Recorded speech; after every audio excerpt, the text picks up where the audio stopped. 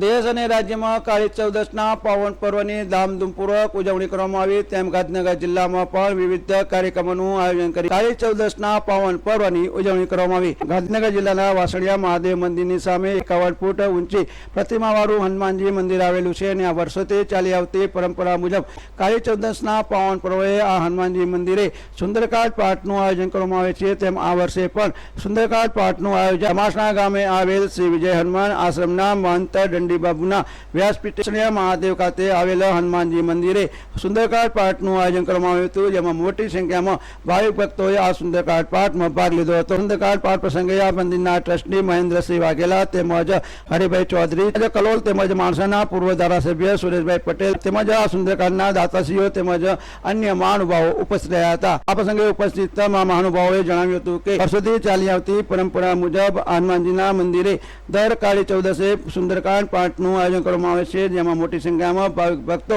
દર્શનાર્થે આવે છે અને હનુમાનજી તેમજ શનિદેવના આશીર્વાદ મેળવે છે। આ મહંત દંડી બાપુએ જણાવ્યું હતું કે દિવસ કહી શકાય તે જ પ્રમાણે આ દિવસ હનુમાનજીનો જન્મદિવસ પણ ઉત્તર ભારતમાં મનાવવામાં આવે છે।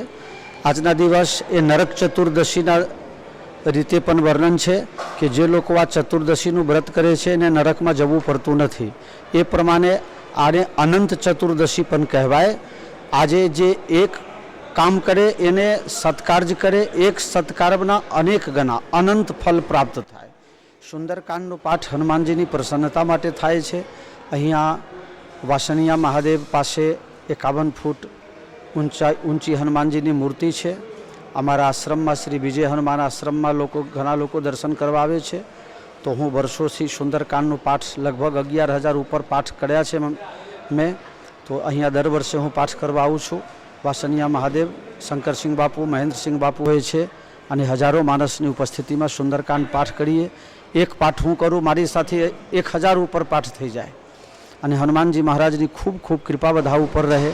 આજના દિવસમાં ભગવાન શ્રી કૃષ્ણ નરકાસુરનો વધ કર્યો હતો। આજના દિવસે ભગવાન રાવણ ઉપર વિજય પ્રાપ્ત કર્યા હતા અને આજના દિવસે અયોધ્યા પહોંચ્યા હતા અને બીજા દિવસે આપણે દીપાવલી ઉજવણી કરી હતી। એ બહુ મહત્ત્વનો આજનો દિવસ છે।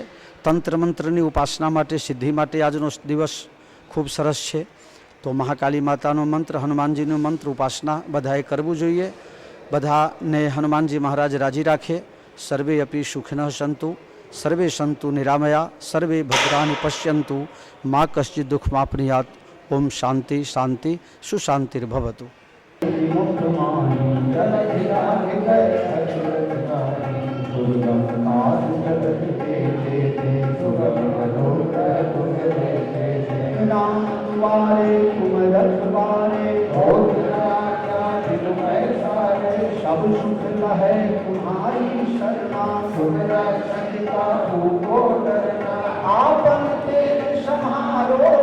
વર્ષોથી ચાલી આવતી પરંપરા મુજબ દિવાળીના પાવન પર્વની ઉજવણી થાય તેમજ નવા વર્ષની ઉજવણી થાય તે પહેલા કાળી ચૌદસની સુંદરકાંડ તેમજ યજ્ઞ તેમજ અન્ય કાર્યક્રમોનું આયોજન કરીને આ તેમજ કેટલીક ધાર્મિક વિધિઓ પણ કાળી ચૌદસના પાવન પર્વે કરવામાં આવે છે। તેથી કાળી ચૌદસના પાવન પર્વનું વિશેષ મહત્વ છે તે મહંત દંડી બાપુએ જણાવ્યું હતું।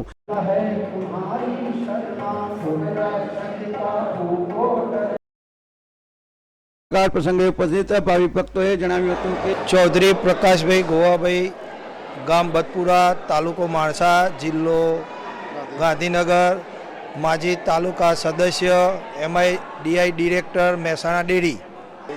આજે વાસણિયા મહાદેવ પરમ પૂજ્ય બ્રહ્મલીન લાલજી મહારાજ પ્રેરિત 51 ફૂટ હનુમાનજીના જે મૂર્તિનો ચરણમાં પ્રાર્થના કરી વૈદ્યનાથ મહાદેવ ટ્રસ્ટ વાસણિયા મહાદેવ તરફથી મને ભોજનના દાતા બનાવવામાં લાભ મળ્યો અને એમનો ખૂબ ખૂબ આભાર માનું છું। આજનો કાર્યક્રમ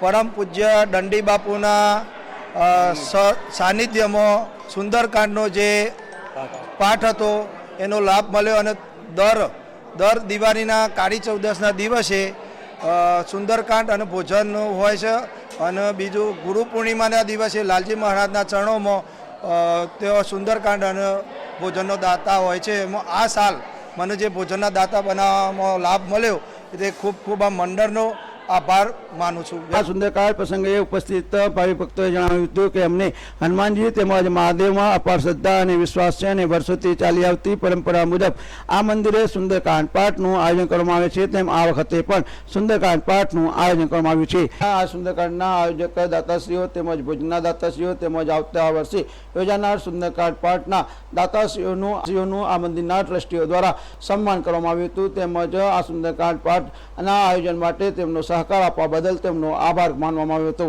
મહેન્દ્ર રાવણનો report, Yukranti live news, Gandhinagar. એમનાથી સન્માન કરવામાં આવી રહ્યું છે. આજના ખૂબ ખૂબ એમને ભગવાન કૃપા વરસાવે અને